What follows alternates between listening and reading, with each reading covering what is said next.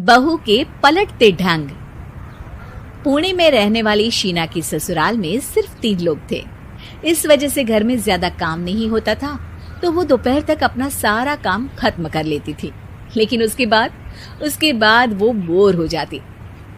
इस वजह से उसने शिनचैन कार्टून देखना शुरू कर दिया, जो धीरे धीरे उसके व्यवहार पर इतना इफेक्ट करता गया कि वो खुद भी शिनचैन जैसी ही बातें करने लगती है।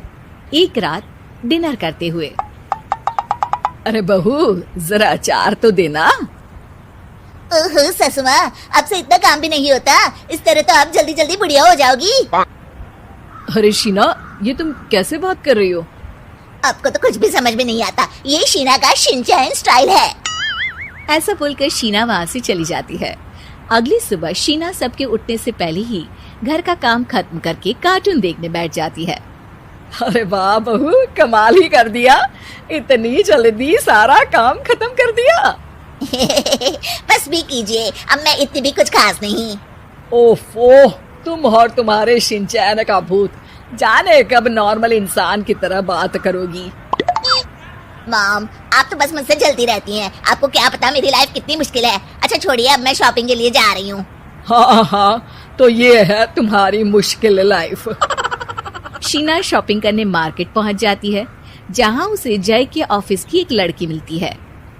हेलो, आप जय की वाइफ है ना? हेलो, मेरा नाम शीना है। मैं 26 साल की हूँ और मुझे शिमला मिर्च बिल्कुल भी पसंद नहीं है, पर शिमला जा सकती हूँ। हाँ। शीना की बात सुनकर लड़की आगे कुछ बोले बिना वहाँ से चली जाती है। कमाल है, आजकल के बच्चों को इंटेलिजेंट लोगों से बात करना आता ही नहीं। शीना शॉपिंग करके घर वापस आती है, जहाँ सास और जय साथ बैठकर आइसक्रीम खा रहे होते हैं। मैं कितने मतलबी लोगों के बीच रह रही हूँ। एक छोटी प्यारी बच्ची के बारे में सोचे बिना सब आइसक्रीम खाने बैठ गए। अब इतना नाटक करने की जरूरत नहीं है, तुम्हारी आइसक्रीम फ्रिज में रखी है, खा लो। आइसक्रीम, मैं आ रही हूँ। इसी तरह दिन बीतते हैं। अभी तक तो घर में सारे लोग शीना की हरकतों से परेशान हो चुके होते हैं। एक शाम उनके घर पड़ोस के अंकल आते हैं, जिन्हें देखते ही शीना बोल पड़ती है। हेलो अंकल, आज आप यहाँ? ये कह रही है आप यहाँ बैठिए, हम अभी आते हैं। ऐसा बोलकर शीना की सास उसे लेकर रसोई में चली जाती है। अरे वो तुम्हारी पापा की उम्र के हैं, उनकी इंसल्ट तो मत करो। आपको तो बस अपनी ही खुशी दिखाई देती है।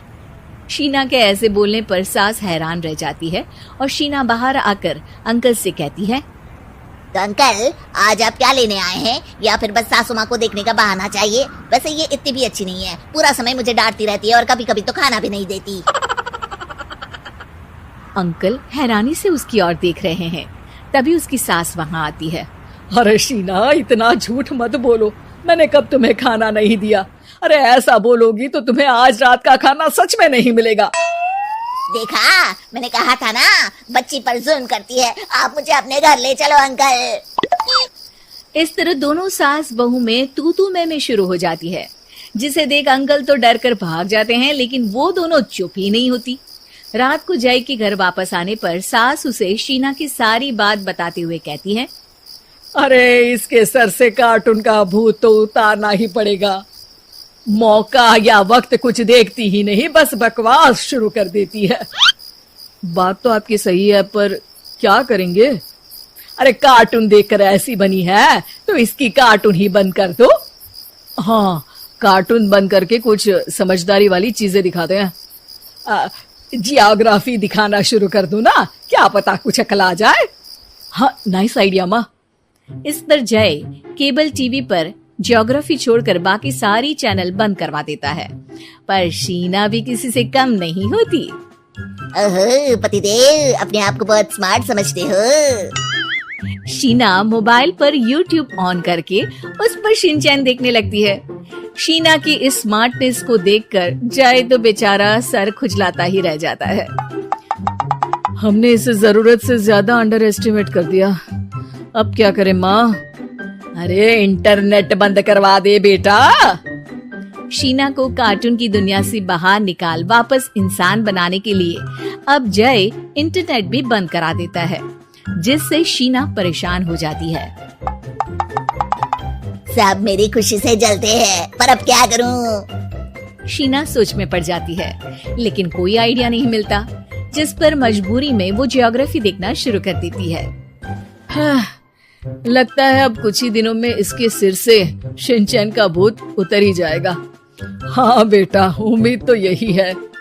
दिन बीतते हैं और घर में सब शीना के बोलने का इंतजार करने लगते हैं, लेकिन शीना टीवी में ऐसी खो जाती है कि उससे पूछे सवालों का हाँ या ना के अलावा और कुछ जवाब ही नहीं देती।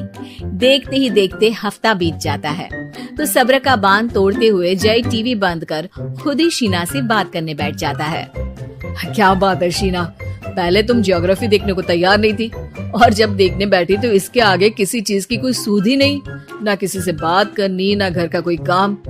अरे माँ कब तक अकेले सब कुछ संभालेंगी? अभी भी तुम्हारे सर से शिनचैन का भूत उतरा कि नहीं? जब मादा भालू नर भालू से बात नहीं करती तो वो उनका ध्यान अपनी तरफ आकर्षित करने के लिए बिल्कुल यही हरकत करते हैं। तुम नर भालू हो। शीना के ऐसा बोलते ही जय और उसकी मम्मी एक दूसरे की तरफ देख सर पकड़कर बैठ जाते हैं।